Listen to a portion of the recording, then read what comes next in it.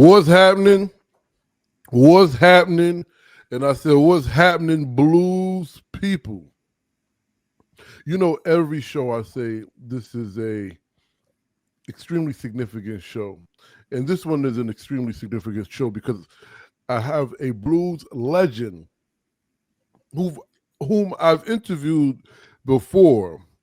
And when I say blues legend in this case, I'm talking about Emmy Award winner, 3-time Grammy nominee, right? We're talking about 2020 Blues Foundation Hall of Fame inductee and Alligator Records artist, right?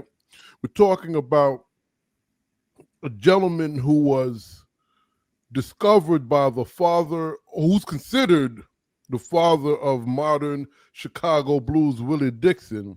We're talking about the brother that played with the generation that brought the blues into. I mean, do I have to keep going? I think I do. I'm talking today with the brother Billy Branch. What's happening, man? Hey, how you feeling there, brother? Jack Dapper, or are you the my Jack Pearly today? Well, you know what? They're the same cat. There's We're the same cat. one is just on stage and one is sitting here talking to you. All right. So, you know, I had the honor to interview you, man, several years ago. Mm-hmm. And even my wife and I had an opportunity to see you, Ronnie Baker Brooks, my homie, Mud Morganfield, and Fathead Tony, I believe his name was, right? When y'all came to New York. Who's Fathead Tony? I think that was the no, name. you're talking about no, Big Head Todd. I totally destroyed his name, didn't I? Yeah, yes, you did, my brother. I am so sorry about that. Todd, please forgive me, Big Head Todd. Please forgive me because you're a great musician up there too. So please forgive me. Yes, he is. So and then there's a couple of things I want to speak about. I always like to give that context. You have some new things going on and some great new news, right? The begging for change, the tap roots, at DC, the induction, but I also the idea of you've always been not only an advocate. Actually, let's start here. Mm-hmm.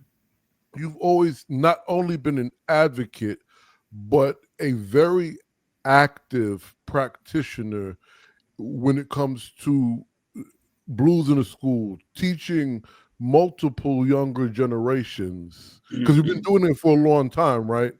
Yes. Not just the music, right? But the culture that comes from a people. Let's start there. Your inspiration behind doing that kind of work and why it's significant.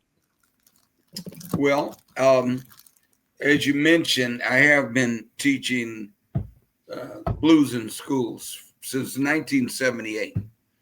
And I'm probably, at this point, I'm the longest practitioner and done it perhaps the most comprehensively. An example is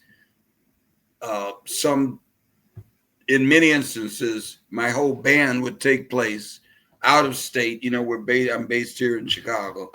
But for example, my wife, Rosa, was instrumental when we were first meeting in getting the grants written for the Seattle Public School District.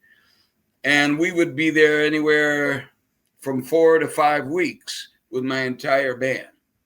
And in that case, it was 2 hours a day, 5 days a week with the same group of youngsters.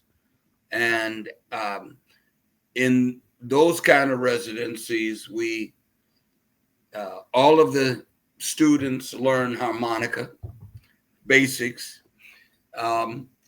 And then the other students would go with my respective band members for piano, some want guitar, bass, drums, and we teach the history of the blues. Not very deep, but I give them oral. I would quiz them daily, orally. They learn standard blues songs. They learn to sing them and perform them. And then we'd encourage them to write original songs. And this would culminate in Seattle residencies. It would culminate in a performance. We actually would do a tour with these youngsters, and they'd go to area schools and sometimes even perform in a festival or nightclub setting. And like I said, I've done it in every form imaginable. I've done it not only domestically but internationally.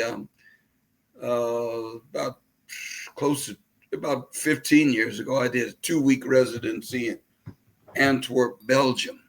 Wow. And yeah, which was really interesting because we had 2 schools. One was a performance arts school. Then we had one they called the Garbage Kid School, which was by American standards a great school because it was a technical school. They learned like shop, mechanic work, but it also had a gourmet restaurant where those youngsters who chose to could learn any aspect of the restaurant business. So I've done this in the Andes Mountains of Ecuador, where I found where I taught my classes in Spanish, also in Jalapa, Veracruz, where I taught in Spanish with some help. I'm not completely fluent, but I have enough vocabulary to be able to communicate. And we would collaborate with Juan Gutierrez, Ramon Gutierrez. He had his own group called Son de Madera, and they practice a form of music. He's expert in a style known as son jarocho, which is Veracruz, which of course was coastal region of Mexico. And as you imagine, where there was water, there were slaves. Right. So there you'll find some of the highest concentration of Black Mexicans. Wow. And so we did this collaboration with son jarocho and blues. And I've done many such collaborations in various parts of the world as well. I've taught workshops in Japan and China, and but I started here in Chicago through the Illinois Arts Council, and then through another organization based here called Urban Gateways, where as a 2-man duo, it started out with myself and Carey Bell, the original guitarist of the Sons of Blues. We would do 50-minute performances and integrate the history of the blues within the context of the performance. I'd have kids come up on stage and I'd have them kind of pantomime slavery. Have one chop wood, have one pick cotton, and had a lot of audience participation. So part of my inspiration, I think, came through my tenure with Willie Dixon, because Willie, I credit him with so much, as you mentioned. He could also be labeled as father, at least one of the architects of Chicago blues, truly, being the consummate songwriter, such a prolific songwriter, and being the AR man and A&R man for so many great records that were produced, in the Chess Studios. But Willie would often preach the blues, like even we're riding in the van. I was with him for 6 years, and we'd ride in the van, and he just instilled, he had such a pride. He took such pride that it was his people, it was African Americans that created the music that gave birth to all of America's music, excepting, of course, Native American music.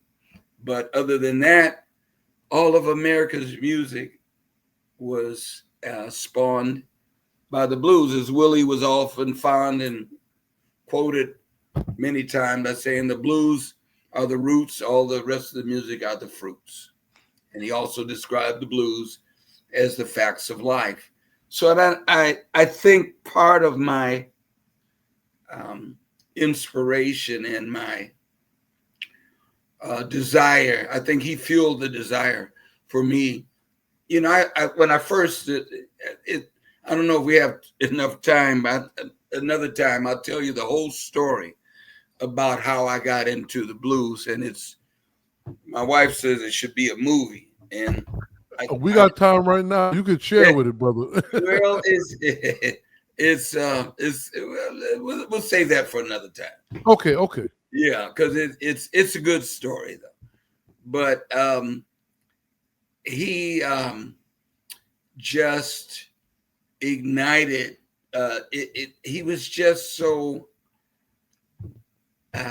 passionate about the blues all the time, and he was very proud that, as I said, that, you know, it was his people, African Americans, that made this great contribution of culture to the world, to America and the world as well.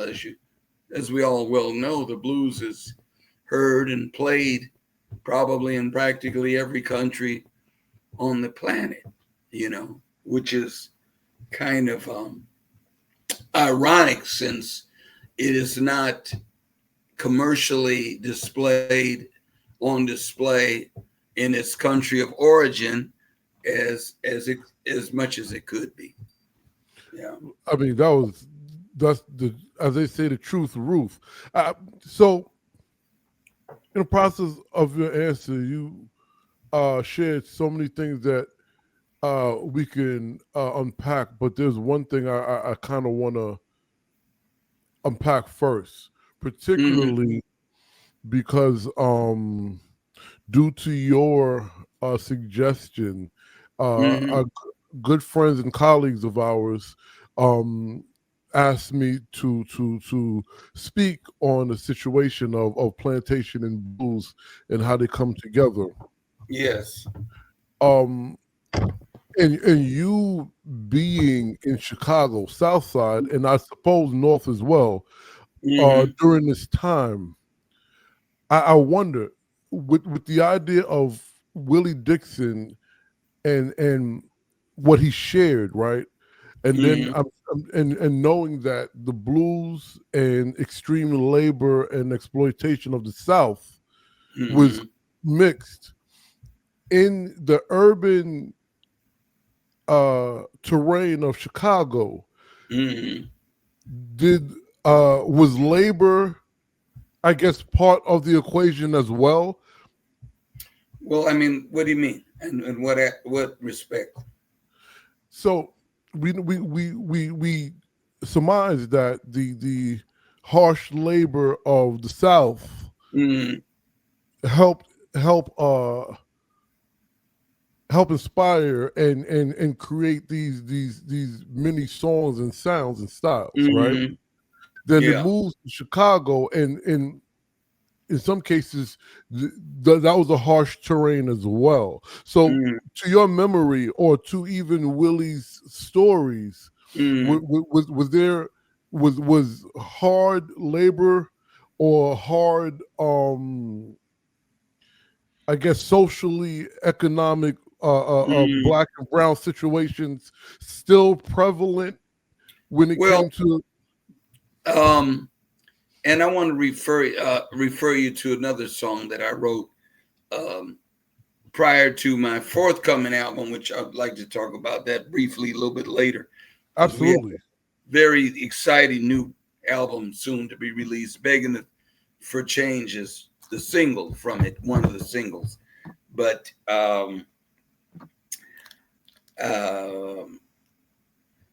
wrote a song called Going to See Miss Jerry One More Time.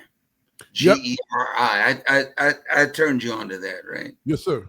Yeah, and that speaks about the Great Migration and the legendary proprietor of the Palm Tavern for 50 years, Jerry Oliver. Basically, a story, a tribute, a homage to her, because she held the city, the club, the tavern, nightclub that was the place for Black folks to be seen. In other words, all the top celebrities from Billie Holiday to Louis Armstrong, even Frank Sinatra was known to stop by. Sammy Davis Jr., Quincy Jones, you name everybody, Ella Fitzgerald. And that is also a tale of the Great Migration. You know, she was closed unceremoniously. But speaking to the challenges, I don't think the blues expressed the challenges in the city like they did in the South to the same degree. I don't believe. Of course, there were obstacles, but I think overall, the new arrivals here, the ones that the Muddy Waters and the Little Walters and Sonny Boys that came here with their instruments, probably, I would think that compared to the South, this was like heaven, in spite of the cold, in spite of the tenement flats, in spite, because their musical skills afforded them great opportunity. Imagine picking or chopping cotton in the hot sun for 8 to 9, 10, 11, 12 hours a day and really not making any money, and then being able to get on a stage and at that time maybe walk home with $20, $25, $30. Well, back then that was nothing to sneeze at. Of course, Chicago had its share of social issues. Of course, it was once, I don't know if it still is, labeled as the largest segregated city in America. And some of those racial divides still exist in this city. But, even not, in spite of those types of obstacles, I think that the bluesmen found it much more hospitable here. Understood. I have to ask you before we talk about Beggin For Change, Roots and Branches, Mm-hmm. because you mentioned Little Walter. Yes. Could you share with the people about that project, its significance, and its significance to Little Walter? Yes. Well, Little Walter was, sometimes I refer to him as the Charlie Parker and Coltrane of blues harmonica. Aha. Yeah, he was pure genius, and you can hear that in his solos. They were at that time unprecedented, and all of the harmonica players of his era would attest hands down that he was the best. Nobody played what Little Walter played. And as it happens, my wife and I are part of the Little Walter Foundation with Little Walter's daughter, Marion Diaz. Mm-hmm. And so I had been overdue for a recording. I hadn't recorded an entire album in close to 15 years. And we met Marion, and she would love the idea of a tribute album to her father, and Rosa loved the idea, and I was kind of, that's been done before. There's so many tributes to Little Walter, but I decided to take on that project. The thing about it is because I've been in the Andes Mountains of Ecuador when I called up these youngsters to join me and the guitar player, and let's see what you can do. I've given some of them, they never played harmonica before, but some of them had. And lo and behold, to my amazement, some of the cats was playing Little Walter licks. And I said, well, wow. In the area in the Andes Mountains of Ecuador. Little Walter. So anyway, we took on this project, but I didn't want to just copy Little Walter. And so I took the approach with I took on the project with the mindset that I'm going to pay homage to Little Walter and play some of his licks and some of his solos as they were, as well as I can interpret them on the record. But at the same time, I gave it my feel as well. And it was challenging because I wanted to maintain the integrity of some of his style, but yet not copy it by rote. But I wanted to kind of emulate and also insert my personal take on it. And I felt that with my band, they did a marvelous job, and I felt that we succeeded in that. While we're on Little Walter, I just want to add, because a lot of people don't understand Little Walter's genius.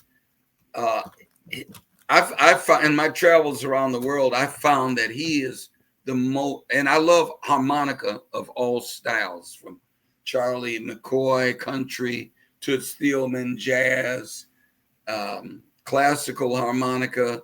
I love harmonica. Stevie Wonder, of course, Lee Oscar. I listen to all of them, and I love it. I always have. But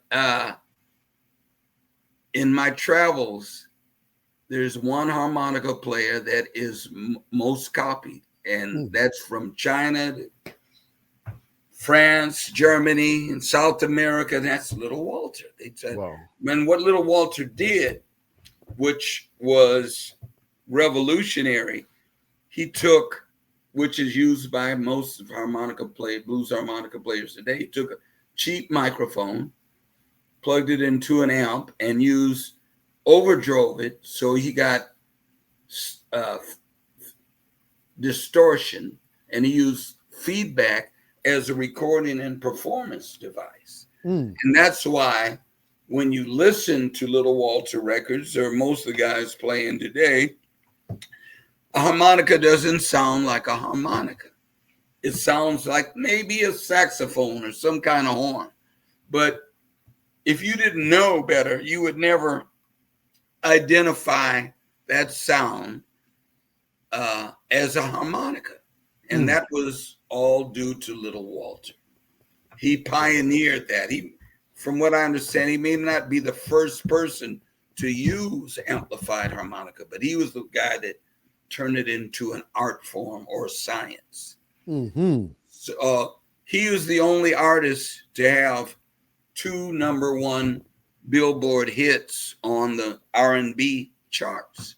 Those 2 songs, #1 was Juke, and the second one was My Babe Don't Stand No Cheatin', which was, of course, written by Willie Dixon. But Juke, it is a harmonica instrumental, #1.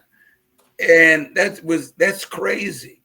And it was said that the jazz musicians would gather around the jukebox trying to figure out what instrument he was playing. So Little Walter's legacy cannot be overstated. No, and I mean, considering you had the opportunity, right, to have a connection to Willie Dixon, it's almost as if that was poured into you, right? And then the other harmonica players that you were able to sharpen your skills with, if you don't mind sharing. Mhm. Sure. Well, one of my most, I guess, crowning moments is my appearing on the album, the recording Harp Attack. And Harp Attack featured Carey Bell, Junior Wells, James Cotton, and myself. And these were the guys that I learned personally from. I learned from others. Big Walter Horton was also a huge influence on me and my style, and I had the opportunities to spend some time with him as well. But I spent time with these cats. I'd go check them out all the time. And even though I've had a fair share of awards and accolades, like you say, induction into the Hall of Fame, one of my biggest, what I consider my most prized moments was the story that Bruce Iglauer, owner and producer of Alligator Records, related to me several times. And he said, Harp Attack was all harmonica players featured. And he said he'd gathered Carey Bell, James Cotton, and Junior Wells. And he said to them, we need a fourth harmonica player. And he's told me, they said unanimously, they all said, get Billy. Mm.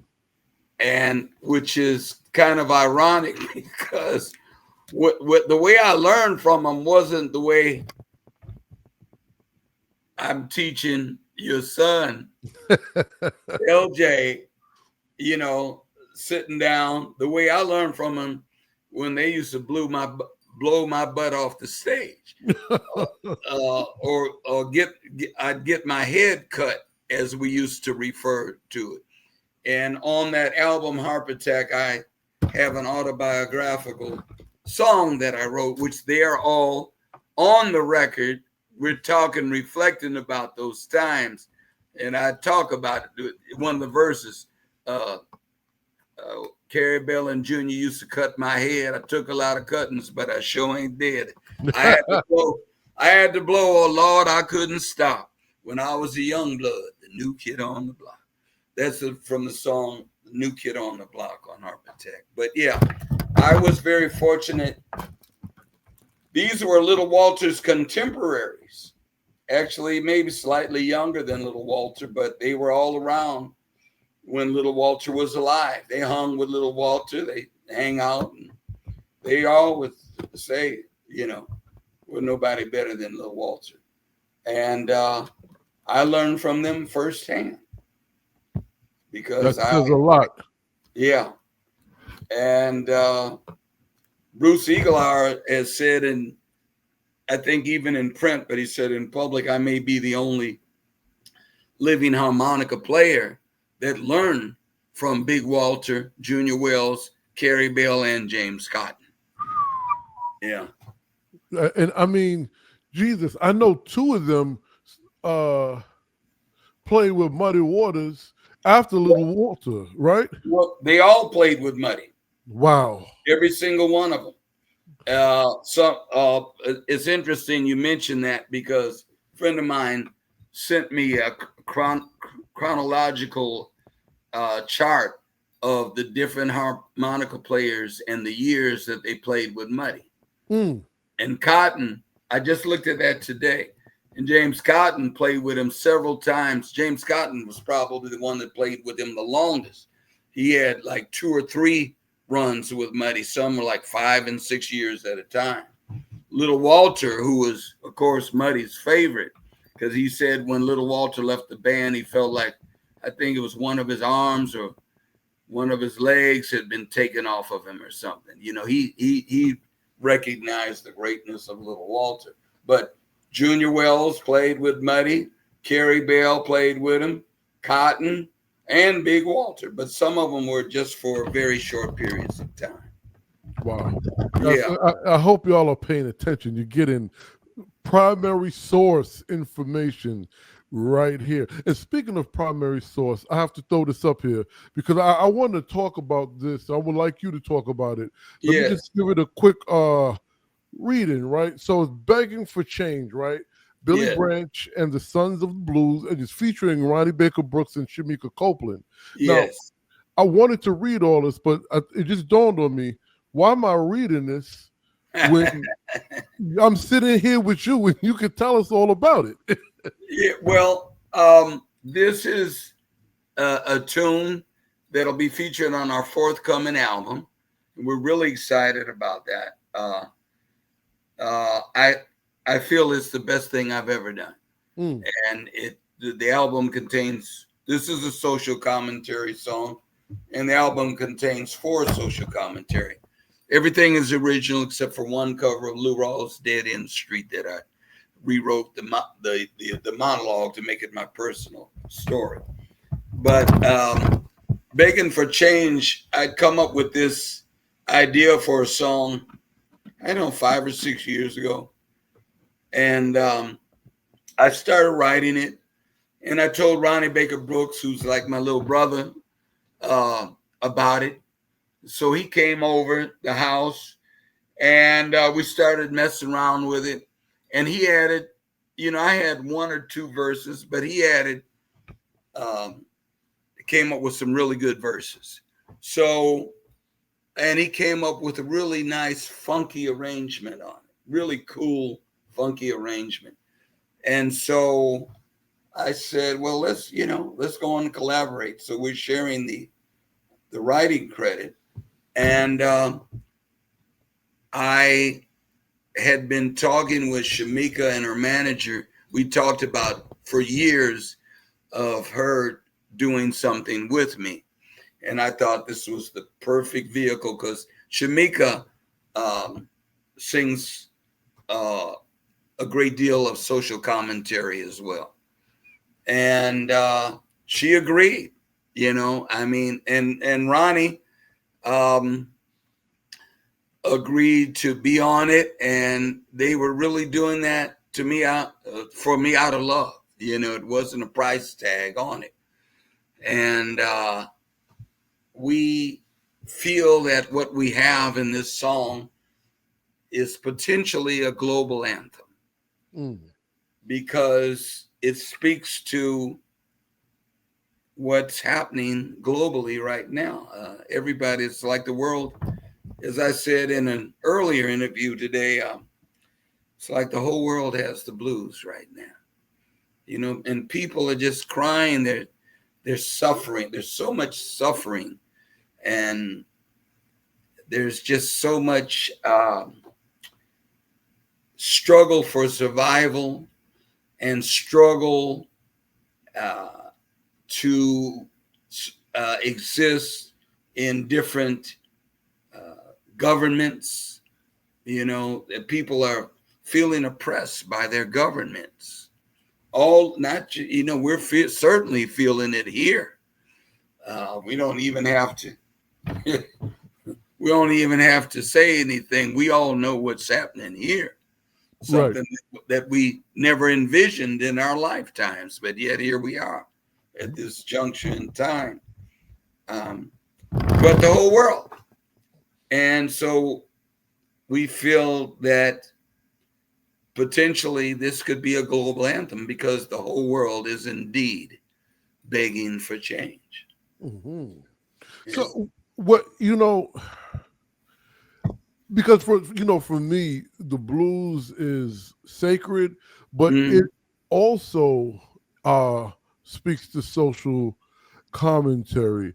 So when you all went into this, were you thinking, how do we address what's happening while being entertaining, or was it just a straight up, this is just what's on our hearts and we're just doing this?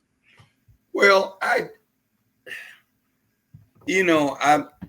always been a writer, not as prolific as I could and should have been. And my wife has always admonished me for that. And I felt that this was the opportunity to really express some social concerns in and put them in a musically palatable mode.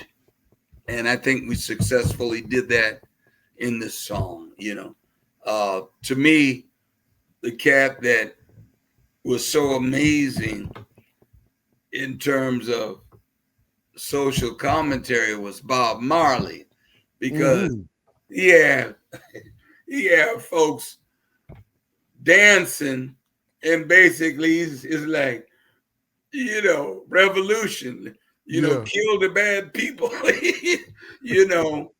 but he put it in such a palatable way that, you bobbing your head and you just, and I think that music is a very effective way to express social concerns, and that was our objective, to express, make commentary about what's happening now. So the single is out. Where can they find it, and what's the follow-up? The single is on Spotify. It's a free digital download. It's on YouTube. It's on almost all of the music platforms. And I can, if I haven't sent you that, I can send you the digital download. Well, you have the link. And and that link is to the YouTube. But I can also send you a link for a digital download as well. And the follow-up is the entire album, which we plan on releasing maybe one or two more singles. And we plan on releasing the entire recording around November. And at this point, the single is on the newly launched Rosa's Lounge Records. I saw that. Yes. And this is their inaugural release. So we'll see what happens. And then it's very possible that the entire album will be on Rosa's Lounge Records as well.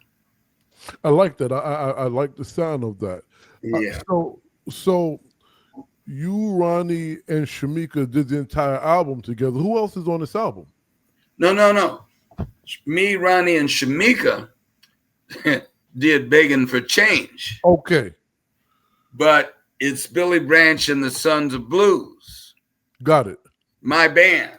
Got it. Okay. Now, however, I'll have to qualify that because I incorporated the expertise of a very talented brother that I met at the Blues Music Awards several years back, just a couple of years, Larry Batiste. Okay. And, I had been I was due to do a new album. And again, I have to keep mentioning my wife, because she cracks the whip, and she said, "Man, when you gonna do this album? When you gonna finish writing? When you gonna come on?"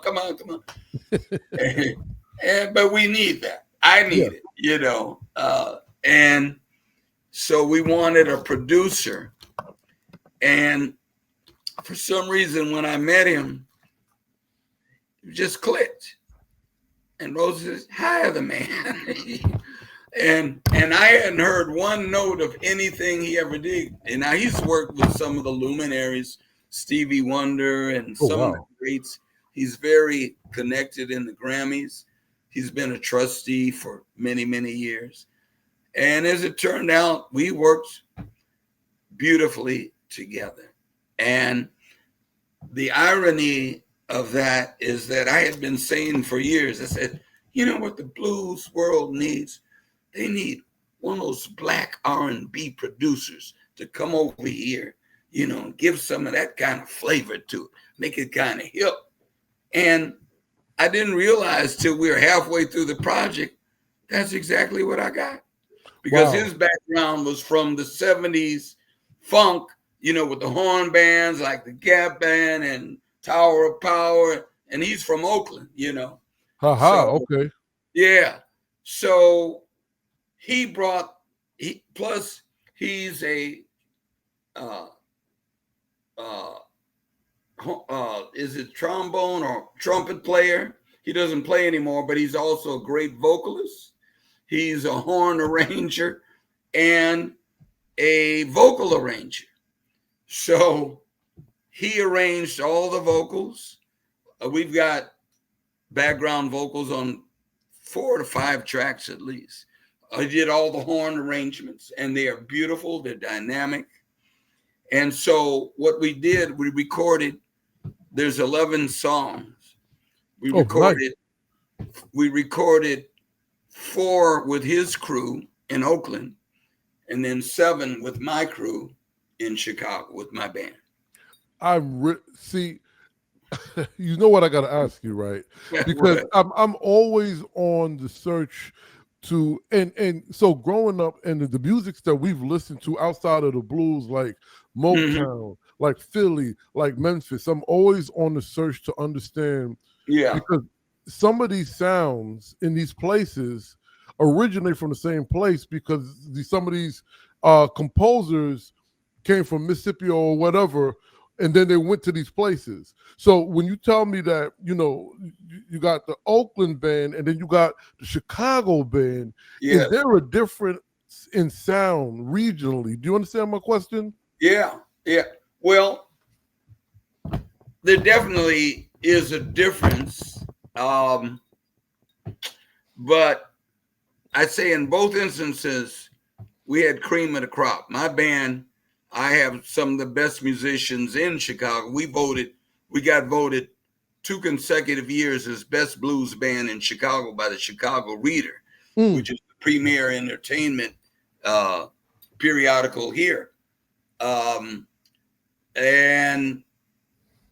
I got some of the best Oakland session cats. One of them happened to be a distant cousin of mine. Imagine that. So it was, it was great in with both crews. Both of them did it because even, my band, of course, the forte is Chicago blues, but they're all very, very versatile. However, some of the songs I knew required that funk touch, you know what I'm saying? Because we got some crossover material here. Right. We got some hip hop blues on this album. I even got a rap on one. Oh, wow. Okay. A short rap. So we said, Larry and I, we sat down and said, okay, your crew will do this. You'll do, okay, mine will do this. We methodically chose which songs would be more appropriate for each group of musicians, and not that my guys couldn't play the funky stuff, but they needed to hear that stuff, then they could play it. Right. And it's just like the Oakland cats, sure, they're adept. They can play some blues, but it ain't going to sound like my band playing Chicago blues. Right. You know what I'm saying? Yeah. I do. So, you mentioned the old school horns, right? Right. So I have, this is something else. And it's ironic because when I'm talking with my wife and I are talking to the youngsters, we know the generation of music when you hear the horn break, right? Yeah. Right. So there's this thing where the mandolin was replaced by the harmonica. So do you think later on, I don't want to say replaced, but the horn started becoming more prominent as, I guess, a new commercial sound of the blues was being produced? Like, do they have the same function in music, the horn and the harmonica?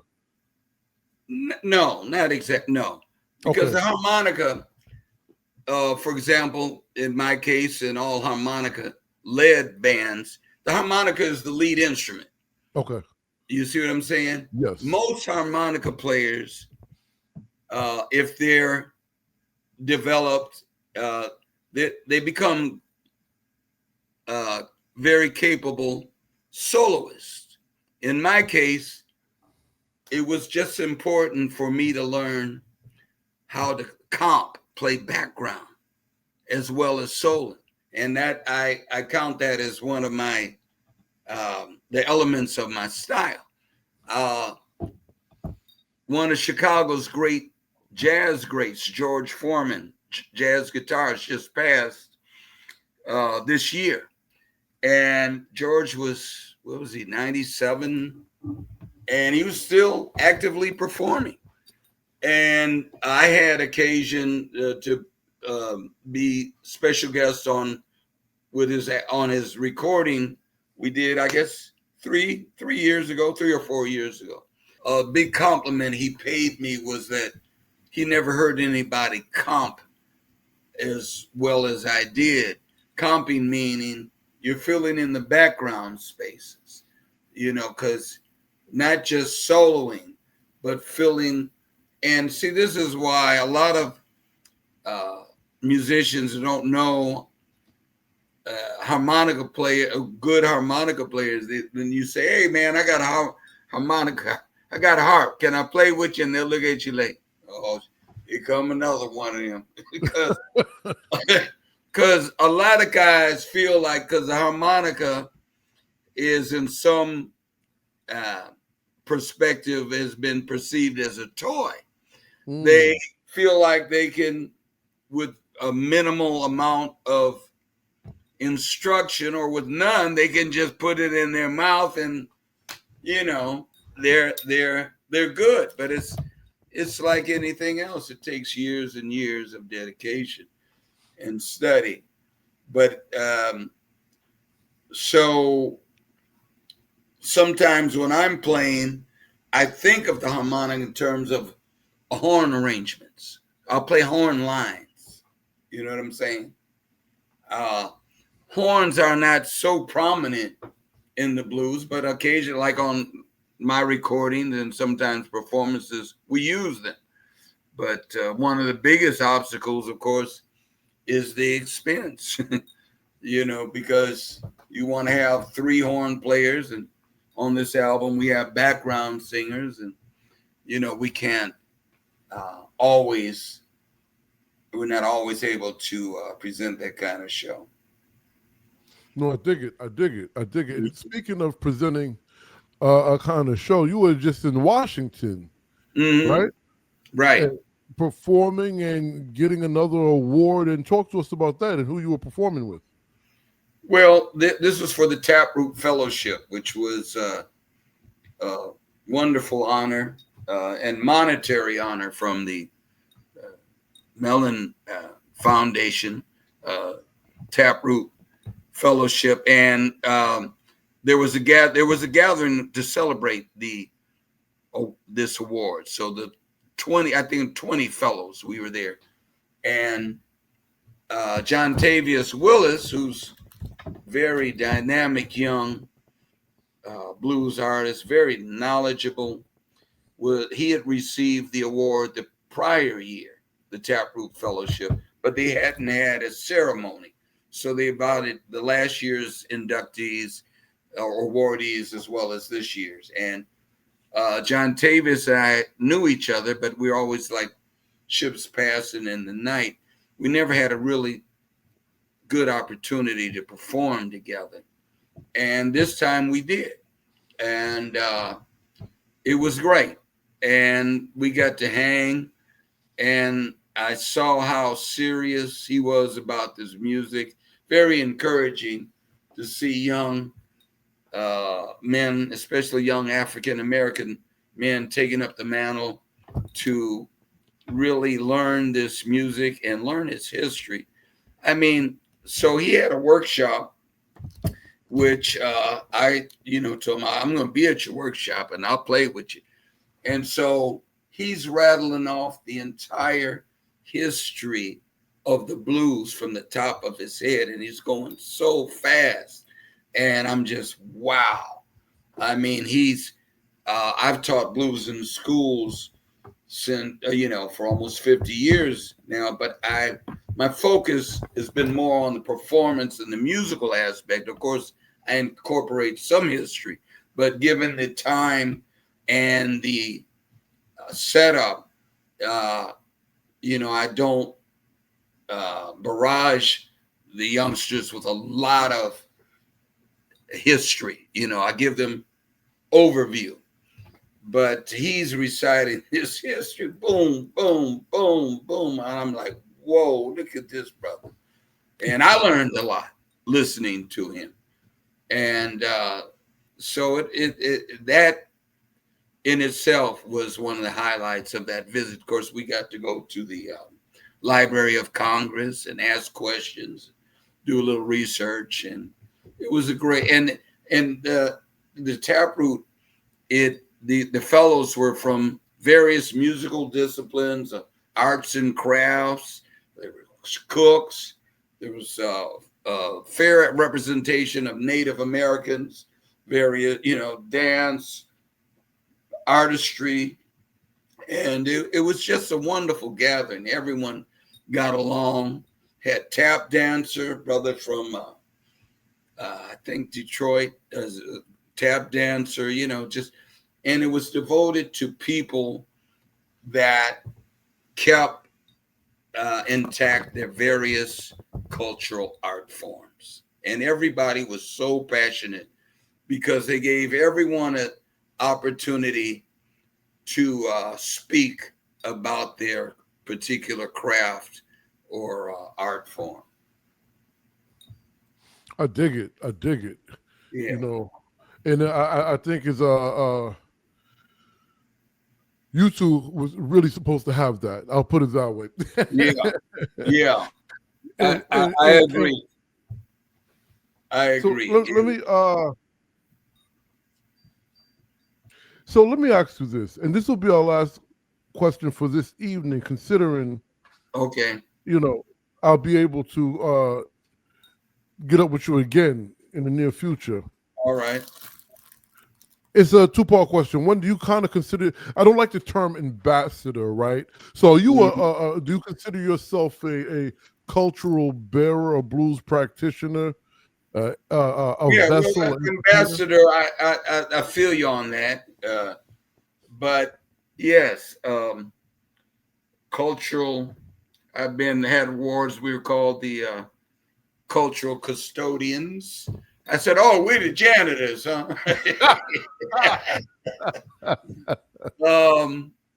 But yes, I consider myself a proponent of the culture of Chicago blues. And, when we talk the next time, I will tell you the mind-blowing story of how I got into the blues, because logically it was the last thing I should have ever done in my life. Wow. I'm serious. It just, it logically, it shouldn't have happened. It should not. I should not be where I am logically. I'll tell you one thing. Yeah, I'll give you just a little tidbit, something to chew on. When I got with Willie Dixon, I was born in Chicago, but I was raised in Los Angeles. I came back here on a scholarship to University of Illinois, where I got a bachelor's in political science, right? But after I graduated, I ended up in Willie Dixon Chicago Blues All-Stars. So we're touring, and we go back to LA where I grew up, and I'm excited to, my friend, I want my high school friends and everybody to see me. And most of the people I was in touch with, they they would jive. They didn't come to the show. But Oh one of no. my friends on the block where I grew up, his dad came. And I think I took him back home to the old neighborhood, gave him a ride back. And before he got out the car, he looked at me and said, his name was Mr. Martin. He said, Billy, if they told me you were going to be a preacher, I'd have believed it. He said, if they told me you were going to be a doctor, I'd believe that. If they told me you were going to be a lawyer, I would have believed that. And then he looked at me and he said, but a blues singer? And he shook his head and got out the car.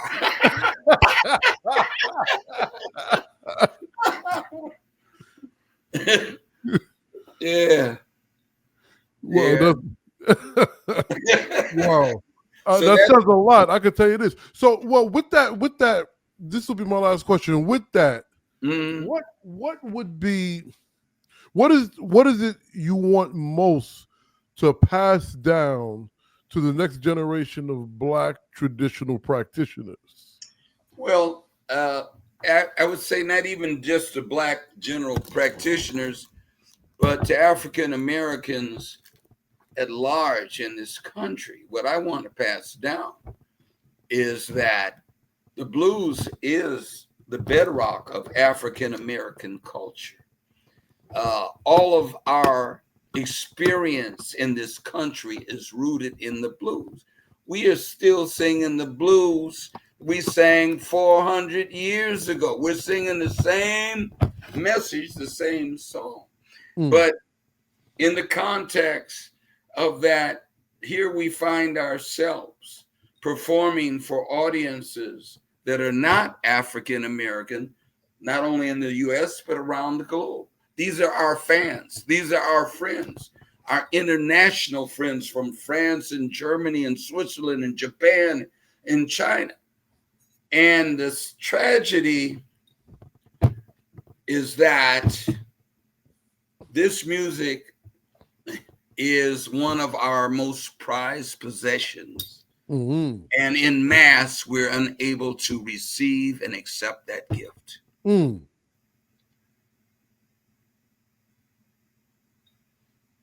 We need the Oprahs and the Reverend Al's and the Jay-Z's and the higher-ups to not just give lip service to the blues, but to promote it, encourage it, embrace it, collaborate, cross-collaborate. Because when I was coming up during those formative years, I was in college by day and blues clubs at night.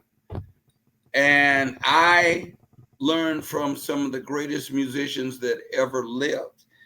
And they're right here in Chicago's Black backyard. Of course, there was a considerable, solid Black blues fan base here in Chicago because there was an abundance of Black blues clubs. There's just very few left. But even that being said, even by the time I came on the scene around 1970,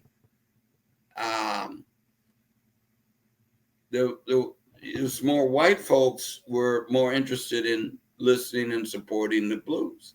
And now, as we all well know, Black folks are the least likely to be seen in the audience of a blues performance. And it's so tragic. Because if you never saw Albert King or Sunnyland Slim or Junior Wells or Koko Taylor or Muddy Waters, even, you missed something magical. You missed the magic. And while other cultures from other nations are studiously and wholeheartedly and enthusiastically embracing our music, we choose to run in the opposite direction. Mm-hmm. Mm.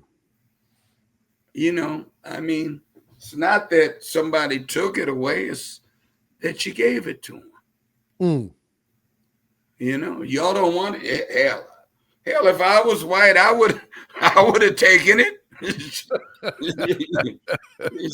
You know, come on, let's be real. And that is a sad look. The BET Awards, the NAACP award. NAACP Award, the Image Awards, the Soul Train Award. The word blues is never even mentioned. Mm. Even the Grammys. How can you not have Buddy Guy at 84, 85 years old, not have a televised spot for 3 or 4 or 5 minutes after Right. he's won these Grammys? Why can't you give that man that kind of dignity and respect while he's alive? You know, and this is the problem I have with a lot of our gatekeepers, because they're not acknowledging this music that is the roots of all of America's music, barring Native American music. So don't, as the song goes, one of the songs I've sung for many years by Sonny Boy Williamson, don't start me to talking. I'll tell everything I know. Okay, now. You know, blues is like a diamond in the rough. It ain't shiny. It ain't pretty. It's ugly and it's rough. But the one thing it is, it's real. Mm-hmm. It ain't no BS. It ain't phony. It's real. It tells it like it is. You know. I dig it, and I'm just happy to have you back on the show. Yeah, thank you. I'm happy to be here. And we will, one, we want to do this again, and two, good folks, I hope you had your pen and pads out taking notes. Matter of fact, let me just run this through the bottom where you can keep up with Billy at his website, and I believe you should be able to find the songs, events, press, Yeah. everything, right? Yes. And I think that we had some issues with our website. I think it's up and functioning, but we're going to be revamping it soon. I believe the downloadable link for Beggin For Change is on there. I'm not sure, but if not, I'm sure we'll get it up there soon. Yes, and like you said, it is definitely on Spotify, Beggin For Change. Yes, on Spotify, on YouTube, on most of the various musical platforms.